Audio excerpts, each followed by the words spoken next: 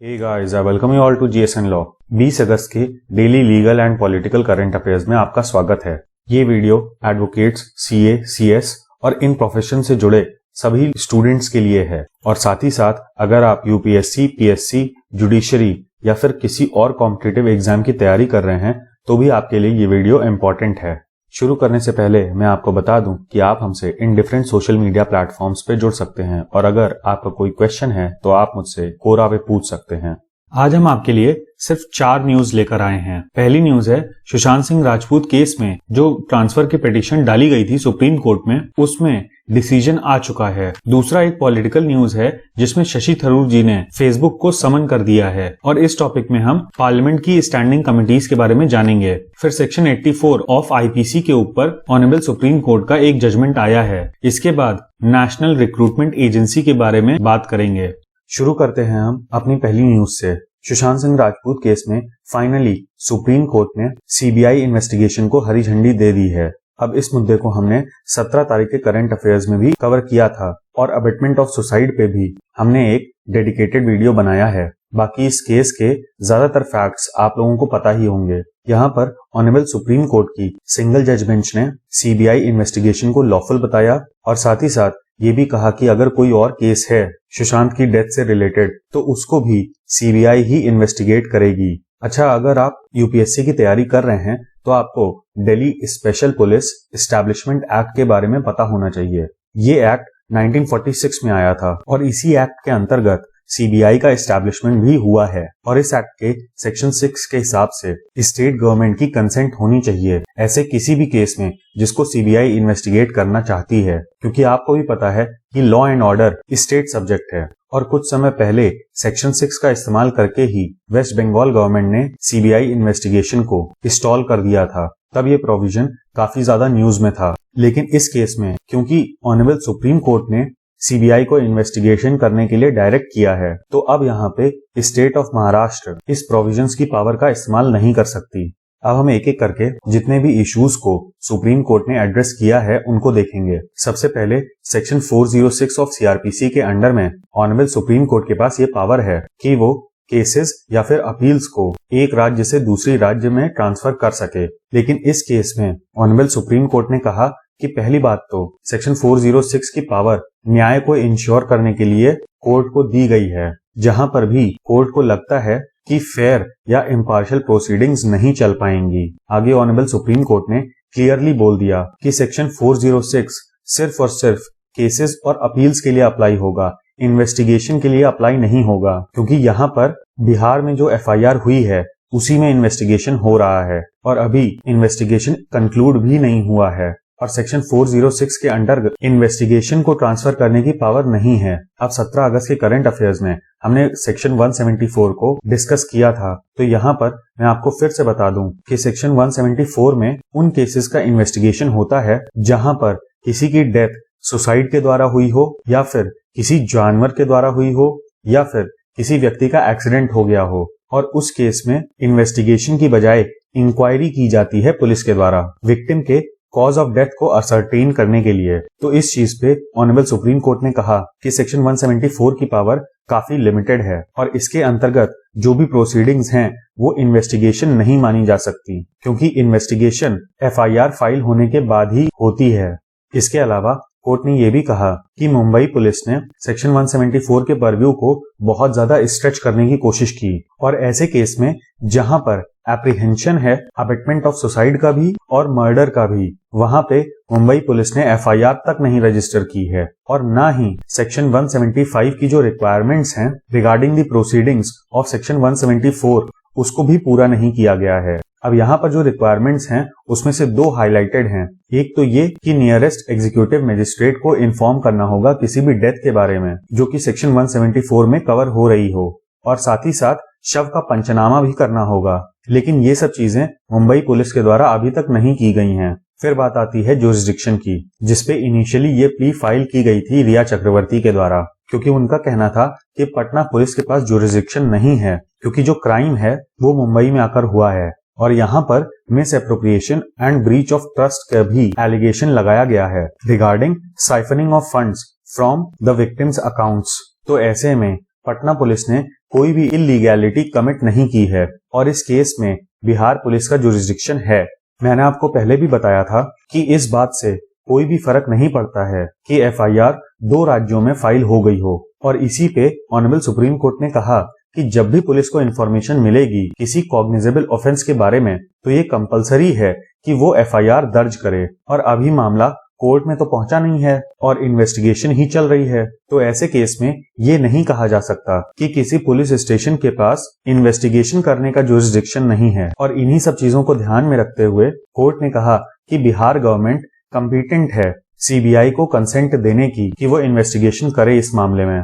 आगे कोर्ट ने वही चीज दोहराई कि अगर स्टेट गवर्नमेंट की कंसेंट ना हो तो under the provisions of section 6 DSPE act CBI investigation नहीं कंडक्ट कर सकता। लेकिन ये जो प्रोविजन है इसका असर कॉन्स्टिट्यूशनल कोर्ट्स पे नहीं पड़ेगा। मतलब कि अगर कोर्ट ने ऑर्डर कर दिया है तो उस केस में स्टेट गवर्नमेंट सीबीआई को नहीं रोक सकती अपने यहाँ इन्वेस्टिगेट करने के लिए। आगे कोर्ट ने कहा कि जो पटना में एफआईआर दर्ज की गई थी उसको सीबीआई में तो ट्रांसफर कर दिया गया है, लेकिन फ्यूचर में अगर मुंबई पुलिस चाहे तो पैरेलल इन्वेस्टिगेशन चला सकती है।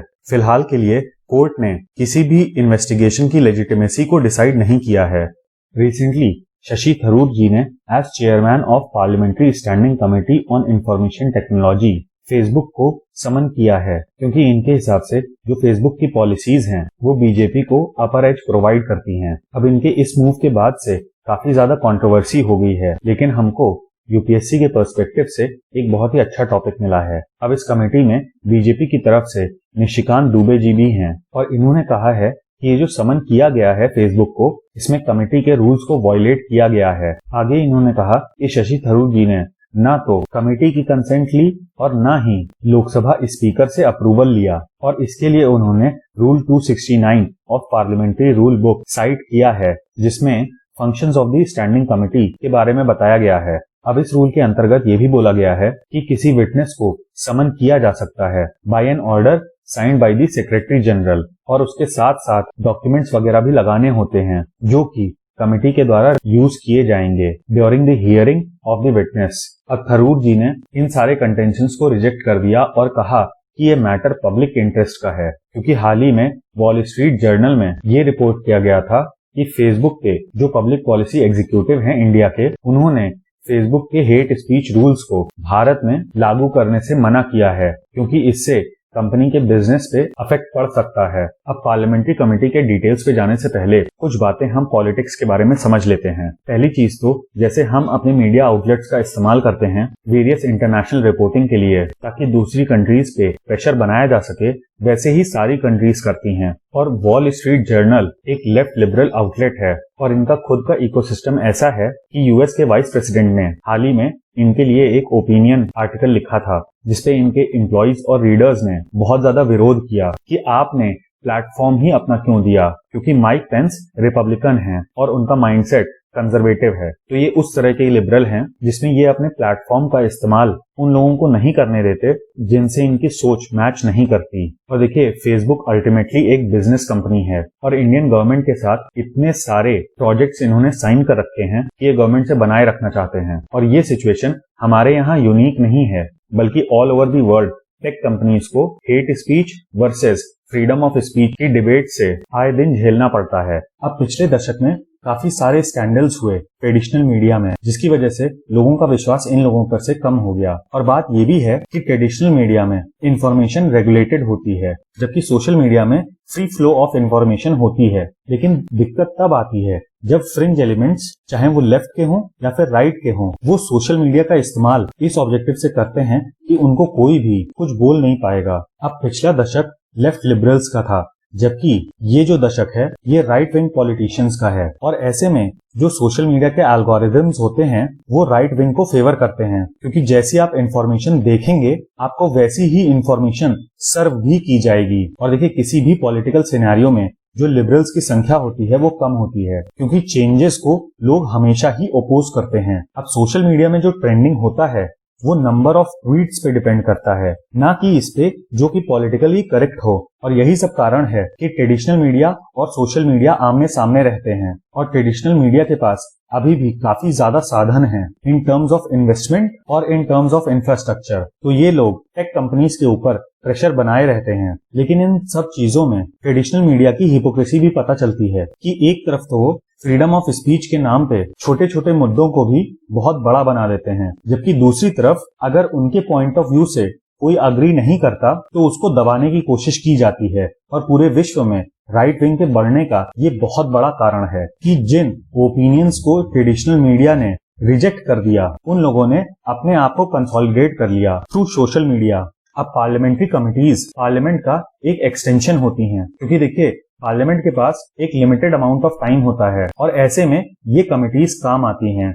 अब जो पार्लियामेंट की स्टैंडिंग कमिटीज हैं, उनका टेन्योर हाउस के साथ साथ चलता है और उसके मेंबर्स या तो अपॉइंट किए जाते हैं या फिर इलेक्ट किए जाते हैं बाय द हाउस, या फिर नॉमिनेट किए जाते हैं by the speaker of Lok Sabha and chairman of Rajya Sabha. Her committee में एक प्रिसाइडिंग ऑफिसर होता है और प्रेजेंटली टोटल 24 डिपार्टमेंट या फिर मिनिस्ट्री रिलेटेड स्टैंडिंग कमिटीज हैं, जिसमें से 16 लोकसभा में काम करती हैं जबकि 8 राज्यसभा में काम करती हैं। और इन कमिटीज में उन बिल्स को डिस्कस किया जाता है जिसको प्रिसाइडिंग ऑफिसर के द्वारा रेफर किया जाता है। यहाँ पर जो मेंबर ऑफ पार्लियामेंट होते हैं वो या तो असेंबली के सेशन के दौरान इकट्ठा होते हैं या फिर 2 सेशंस के बीच में भी इकट्ठा हो सकते हैं। अब यहाँ पर जितने भी मेंबर्स होते हैं वो पार्टी विप से बाउंड नहीं होते, मतलब किसी बिल पे जो पॉलिटिकल पार्टी का स्टैंड है उससे ये बाउंड नहीं होते। इसके अलावा ये कमिटीज अपनी मिनिस्ट्री के लिए पैसे की मांग करती है और साथ ही साथ जो उस मिनिस्ट्री की एनुअल रिपोर्ट्स होती हैं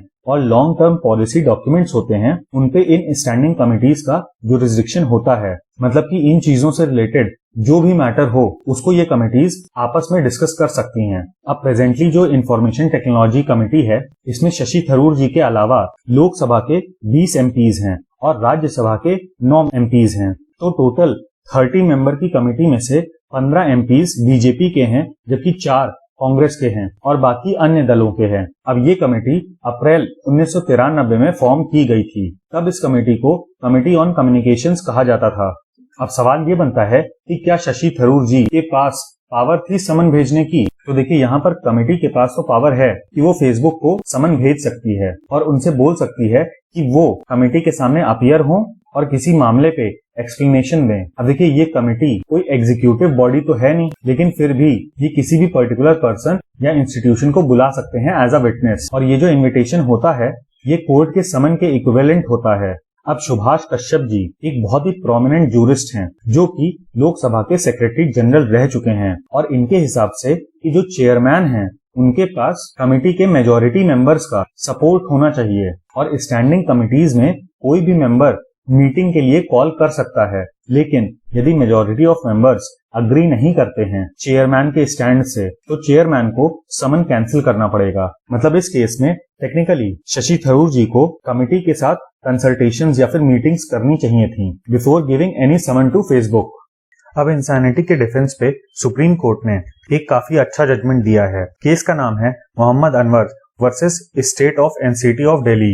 ये जजमेंट ऑनरेबल सुप्रीम कोर्ट की 3 जजेस की बेंच ने दिया है और यहाँ पे कोर्ट ने कहा कि मेंटल अनसाउंडनेस का डिफेंस लेने के लिए अक्यूज को प्रूव करना होगा कि वो एक मेंटल डिजीज से गुजर रहा था और उसको पता नहीं था कि सही और गलत में क्या डिफरेंस है। अब ये डिफेंस आईपीसी के सेक्शन 84 में दिया गया है। अब इस केस में 3 अक्यूज थे जिनको रॉबरी और अटेम्प्ट टू ग्रीवियस हर्ट के लिए गिल्टी पाया गया था ट्रायल कोर्ट के द्वारा। इनमें से एक अक्यूज ने ये क्लेम किया कि वो सिर्फ 15 साल का था जब ये घटना हुई थी और साथ ही साथ उसका मेंटल डिसऑर्डर का ट्रीटमेंट चल रहा था एक सरकारी अस्पताल में। और इसको प्रूव करने के लिए उसने एक ओपीडी कार्ड की कॉपी लगाई और अपने मदर की टेस्टिमोनी दी, जिसमें उसकी मदर ने कहा कि अक्यूज की इंसानिटी इतनी ज्यादा बढ़ गई थी कि कभी कभी उसको चेन्ड रखना पड़ता था। इसके बाद अक्यूज हाईकोर्ट पहुंच गया, जहां पर हाईकोर्ट ने ये नोटिस किया कि जिस समय पर 313 का स्टेटमेंट रिकॉर्ड हो रहा था अक्यूज्ड का मार्च 2004 में, तब वो 21 साल का था और जो घटना थी मई 2001 की थी। और इससे पता चलता है कि अक्यूज्ड दिमाग से बिल्कुल सही था और अबव 18 इयर्स ऑफ एज था। इसके बाद ऑनरेबल सुप्रीम कोर्ट ने जब एपेलेंट का मेंटल एग्जामिनेशन कराने की कोशिश की तो पता चला कि एपेलेंट बिल्कुल ही अनट्रेसेबल है और उसको ऑनरेबल सुप्रीम कोर्ट से ही बेल मिली हुई थी। इसके अलावा एपेलेंट 8 साल से गायब है। यहाँ तक कि एपेलेंट के एडवोकेट ने ये एडमिट कर लिया था कि पिछले 10 साल से उनका कोई कांटेक्ट नहीं है अपने क्लाइंट से। अच्छा, सेक्शन 313 में अक्यूज को एग्जामिन करने की पावर दी गई है कोर्ट की और इसमें अक्यूज के जो भी स्टेटमेंट हैं कोर्ट के सामने उनको रिकॉर्ड किया जाता है। अब हम देखते हैं कि अपने डिसीजन में किस किस पॉइंट पे ऑनरेबल सुप्रीम कोर्ट ने क्या क्या कहा। सबसे पहले कोर्ट ने ये कहा कि जो मिटिगेटिंग सर्कमस्टेंसेस हैं लाइक जुवेनिलिटी ऑफ एज और अनसाउंडनेस ऑफ माइंड, ये ऑर्डिनरली ट्रायल का पार्ट होता है और अगर बहुत ही लेटर स्टेज में ये सब क्लेम्स उठाए जाते हैं तो ना ही एविडेंसेस का अप्रिसिएशन हो पाता है क्योंकि घटना पुरानी हो चुकी होती है और ऐसे समय पे अगर कोई भी नया क्लेम किया जाता है तो उससे डिफेंस के ही केस पे सीवियर इफेक्ट पड़ता है। फिर बात आती है जुवेनिलिटी ऑफ एज की। यहाँ पर कोर्ट ने नोटिस किया कि एज को प्रूव करने के लिए कोई भी एविडेंस नहीं दिया गया है, for example birth certificate, school record etcetera, और ना ही अक्यूज ने किसी एक्सपर्ट एग्जामिनेशन की बात की है जिसके तहत ये पता लगाया जा सके कि अक्यूज की एग्जैक्ट एज क्या है। इसके अलावा 313 के बयानों से ये पता चलता है कि अक्यूज 18 साल से ऊपर का था। फिर अनसाउंडनेस ऑफ माइंड पे ऑनरेबल सुप्रीम कोर्ट ने कहा कि डिफेंस के द्वारा इस चीज को एस्टैब्लिश किया जाना चाहिए कि जब घटना हुई थी तब अक्यूज्ड मेंटली डिसेबल्ड था और अगर वो मेंटली स्टेबल होता तो वो ऐसी कोई भी क्राइम कमिट ना करता। आगे कोर्ट ने कहा कि सिर्फ ओपीडी कार्ड और टेस्टिमोनी ऑफ मदर को एफिडेविट पे लगा के सेक्शन 84 का डिफेंस नहीं क्लेम किया जा सकता क्योंकि ऐसे केस में इस चीज की कोई भी एविडेंशियरी वैल्यू नहीं है और ये मेंटल डिसऑर्डर का जो क्लेम है ये अनसब्सटैंशिएटेड है, मतलब कि इसकी कोई एविडेंशियरी बैकिंग नहीं है। और साथ ही साथ जब 313 के बयान रिकॉर्ड किए जा रहे थे तो ना ही किसी विटनेस ने ना ही एपेलेंट ने अपने अनसाउंडनेस ऑफ माइंड की बात कोर्ट को बताई। अच्छा, एक और चीज थी कि जब ये घटना हुई उसके बाद अक्यूज वहां से भागने लगा जिससे साफ साफ पता चलता है कि उसको कोई भी मेंटल डिसऑर्डर नहीं था और उसकी इंटेलिजेंस किसी भी नॉर्मल ह्यूमन बीइंग की तरह थी। और इन्हीं सब चीजों को ध्यान में रखते हुए कोर्ट ने कहा कि जो प्ली ऑफ मेंटल इलनेस थी ये सिर्फ एक मनधड़ंग कहानी थी।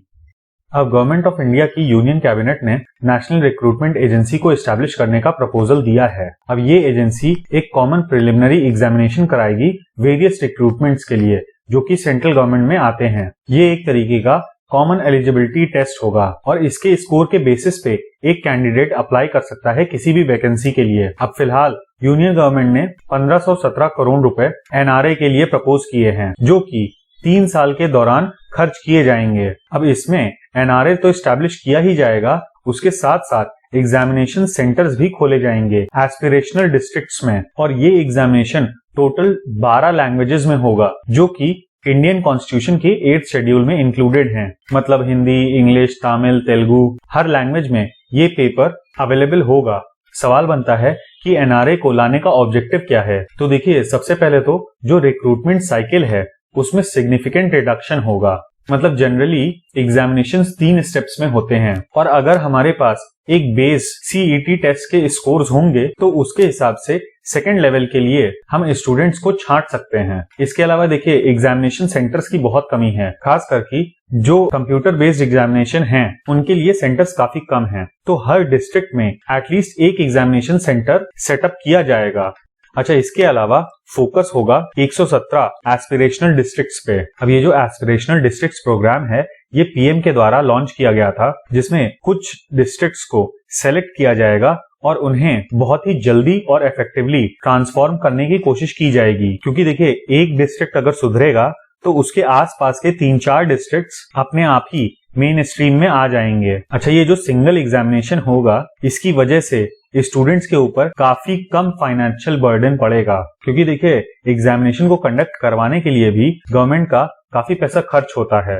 और आप सोच के देखिए कि अगर गवर्नमेंट को सिर्फ मेंस एग्जामिनेशन से ही स्टार्ट करना हो तो उसके फाइनेंसेस कितने बचेंगे। हालांकि आजकल तो स्टूडेंट्स को लूटा ही लिया जा रहा है, खासकर जो सी और डी कैटेगरी के रिक्रूटमेंट्स हैं उनमें पैसा ले लिया जाता है और 2-2 साल तक एग्जामिनेशन नहीं होते हैं। और ये रिफॉर्म लाने में भी सबसे बड़ा क्वेश्चन मार्क यही है कि क्या एनआरए आरआरबी और एसएससी की तरह old wine in new bottle हो जाएगा। फिलहाल के लिए ये बात सही है, क्योंकि कैंडिडेट्स को जगह जगह पर ट्रैवल नहीं करना पड़ेगा, वो भी सिर्फ प्री एग्जामिनेशन निकालने के लिए।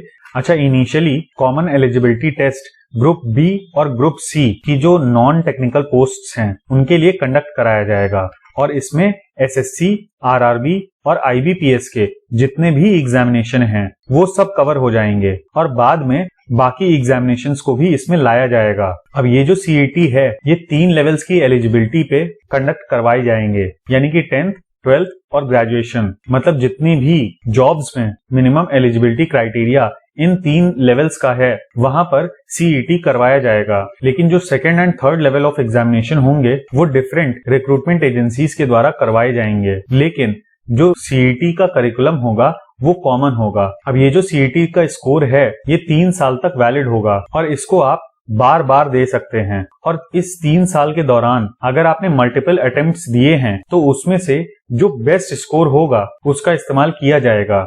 अच्छा, सीईटी के लिए कोई भी नंबर ऑफ अटेम्प्ट्स के रेस्ट्रिक्शन नहीं होंगे, लेकिन अपर एज लिमिट पे रेस्ट्रिक्शन होगा, और एससी, एसटी, ओबीसी कैंडिडेट्स को जैसे अभी तक एज रिलैक्सेशन मिलता आ रहा है वैसा ही कंटिन्यू रहेगा। तो ये था हमारा एनालिसिस 20 अगस्त के करंट अफेयर्स का। उम्मीद है कि आपको ये वीडियो पसंद आया होगा। इस वीडियो का पीडीएफ आपको हमारे टेलीग्राम चैनल पे मिल जाएगा, और अगर आप इस सीरीज को रेगुलरली फॉलो करना चाहते हैं तो चैनल को सब्सक्राइब करने के बाद बेल आइकन को जरूर दबाएं। Thank you. जय हिंद।